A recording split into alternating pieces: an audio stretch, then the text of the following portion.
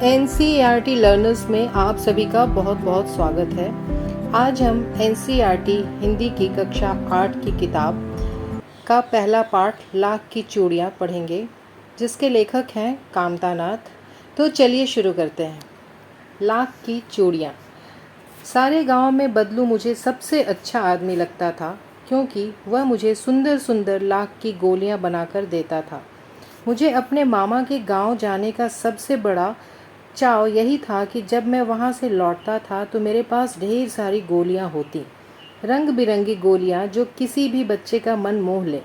वैसे तो मेरे मामा के गांव का होने के कारण मुझे बदलू को बदलू मामा कहना चाहिए था, परंतु मैं उसे बदलू मामा ना कहकर बदलू काका कहा करता था, जैसा कि गांव के सभी बच्चे उसे कहा करते थे। बदलू का मकान कुछ ऊंचे पर बना था। मकान के सामने बड़ा सा सहन था, जिसमें एक पुराना नीम का वृक्ष लगा था। उसी के नीचे बैठकर बदलू अपना काम किया करता था। बगल में भट्टी दहकती रहती, जिसमें वह लाख को पिघलाया करता। सामने एक लकड़ी की चौखट पड़ी रहती, जिस पर लाख के मुलायम होने पर वह उसे सलाख के समान पतला करके चूड़ी का आकार देता। पास में 4-6 विभिन्न आकार की बेलन नुमा मुंगेरियां रखी रहती, जो आगे से कुछ पतली और पीछे से मोटी होती। लाख की चूड़ी का आकार देकर वह उन्हें मुंगेरियों पर चढ़ाकर गोल और चिकना बनाता, और तब एक एक कर पूरे हाथ की चूड़ियां बना चुकने के पश्चात वह उन पर रंग करता। बदलू यह कार्य सदा ही एक मचिए पर बैठकर किया करता था, जो बहुत ही पुरानी थी। बगल में ही उसका हुक्का रखा रहता था, जिसे वह बीच बीच में पीता रहता। गांव में मेरा दोपहर का समय अधिकतर बदलू के पास बीतता। वह मुझे लला कहा करता और मेरे पहुंचते ही मेरे लिए तुरंत एक मछिया मंगा देता। मैं घंटों बैठे बैठे इस प्रकार चूड़ियाँ बनाते देखता रहता। लगभग रोज ही वह 4-6 जोड़े चूड़ियाँ बनाता। पूरा जोड़ा बना लेने पर वह उसे बेलन पर चढ़ाकर कुछ क्षण चुपचाप देखता रहता, मानो वह बेलन न होकर किसी नववधू की कलाई हो। बदलू मनिहार था। चूड़ियाँ बनाना उसका पैतृक पेशा था, और वास्तव में वह बहुत ही सुंदर चूड़ियाँ बनाता था। उसकी बनाई हुई चूड़ियों की खपत भी बहुत थी। उस गांव में तो सभी स्त्रियां उसकी बनाई हुई चूड़ियाँ पहनती ही थीं। आसपास के गांवों के लोग भी उससे चूड़ियाँ ले जाते थे, परंतु वह कभी भी चूड़ियों को पैसे से बेचता न था।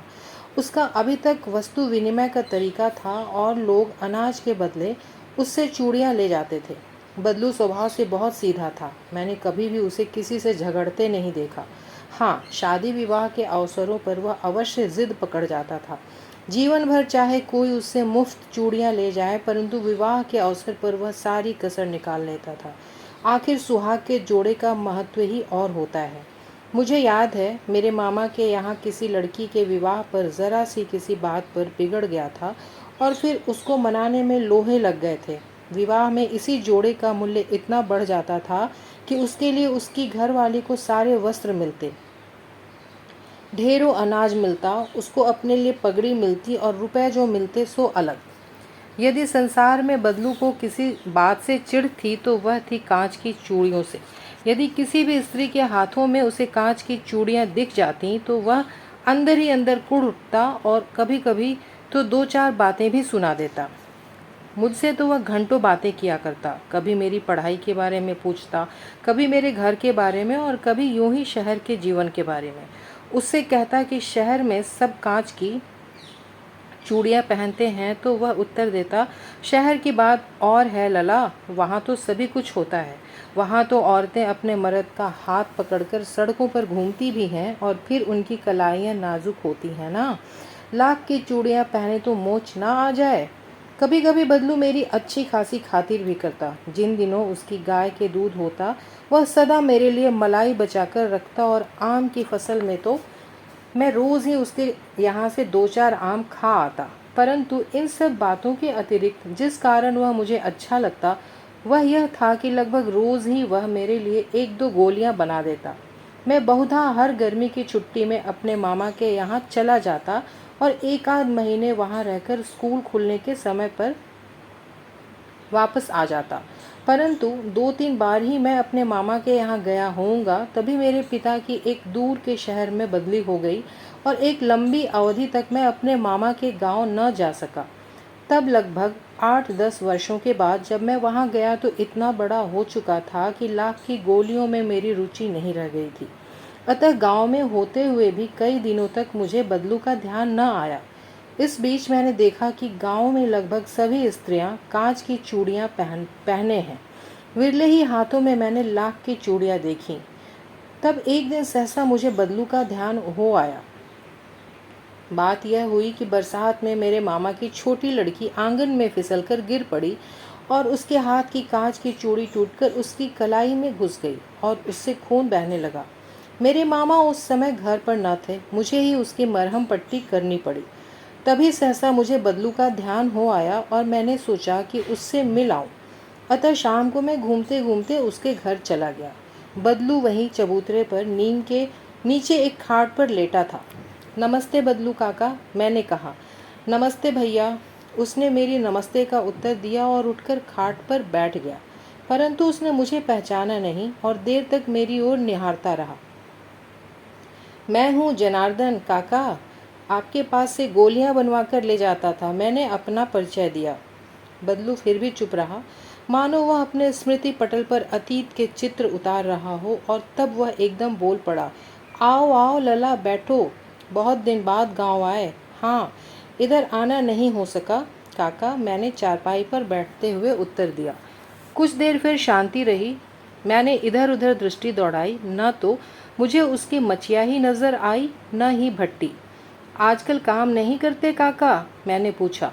नहीं लला, काम तो कई साल से बंद है। मेरी बनाई हुई चूड़ियाँ कोई पूछे तब तो। गांव गांव में कांच का प्रचार हो गया है।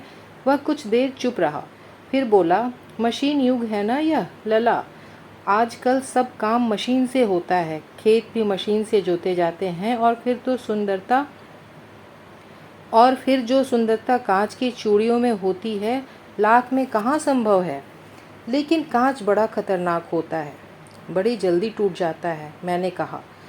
नाजुक तो फिर होता ही है लला। कहते कहते उसे खांसी आ गई और वह देर तक खांसता रहा। मुझे लगा उसे दमा है। अवस्था के साथ साथ उसका शरीर ढल चुका था। उसके हाथों पर और माथे पर नसें उभर आई थीं। जाने कैसे उसने मेरी शंका भांप ली और बोला, दमा नहीं है मुझे, फसली खांसी है। यह महीने 2 महीने से आ रही है, 10-15 दिन में ठीक हो जाएगी। मैं चुप रहा। मुझे लगा उसके अंदर कोई बहुत बड़ी व्यथा छुपी है। मैं देर तक सोचता रहा कि इस मशीन युग ने कितने हाथ काट दिए हैं। कुछ देर फिर शांति रही, जो मुझे अच्छी नहीं लगी। आम की फसल अब कैसी है काका? कुछ देर पश्चात मैंने बात का विषय बदलते हुए पूछा। अच्छी है लला, बहुत अच्छी है, उसने लहक कर उत्तर दिया और अंदर अपनी बेटी को आवाज़ दी। अरे रज्जो, लला के लिए आम तो ले आ। फिर मेरी ओर मुखातिब होकर बोला, माफ़ करना लला, तुम्हें आम खिलाना भूल गया था। नहीं नहीं काका, आम तो इस साल बहुत खाए हैं। वाह वाह, बिना आम खिलाए कैसे जाने दूंगा तुमको। मैं चुप हो गया। मुझे वे दिन याद हो आए जब वह मेरे लिए मलाई बचाकर रखता था। गाय तो अच्छी है ना काका, मैंने पूछा। गाय कहाँ है लला, 2 साल हुए बेच दी, कहाँ से खिलाता। इतने में रज्जू उसकी बेटी अंदर से एक डलिया में ढेर सारा आम ले आई। यह तो बहुत है काका, इतने कहाँ खा पाऊंगा, मैंने कहा। वाह वाह, वह हंस पड़ा। शहरी ठहरे ना, मैं तुम्हारी उम्र का था तो इसके चौगुने आम एक बखत में खा जाता था। आप लोगों की बात और है, मैंने उत्तर दिया। अच्छा, बेटी लला को 4-5 आम छाँट कर दो, सिंदूरी वाले देना। देखो लला कैसे हैं। इसी साल यह पेट तैयार हुआ है। रज्जो ने 4-5 आम अंजलि में लेकर मेरी ओर बढ़ा दिए। आम लेने के लिए मैंने हाथ बढ़ाया तो मेरी निगाह एक क्षण के लिए उसके हाथों पर ठिठक गई। गोरी गोरी कलाइयों पर लाख की चूड़ियाँ बहुत ही फब रही थीं। बदलू ने मेरी दृष्टि देख ली और बोल पड़ा, यही आखिरी जोड़ा बनाया था जमींदार साहब की बेटी के विवाह पर। 10 आने पैसे मुझको दे रहे थे, मैंने जोड़ा नहीं दिया। कहा, शहर से ले आओ। मैंने आम ले लिए और खाकर थोड़ी देर पश्चात चला आया। मुझे प्रसन्नता हुई कि बदलू ने हार कर भी हार नहीं मानी थी। उसका व्यक्तित्व तो कांच की चूड़ियों जैसा न था कि आसानी से टूट जाए। Thank you.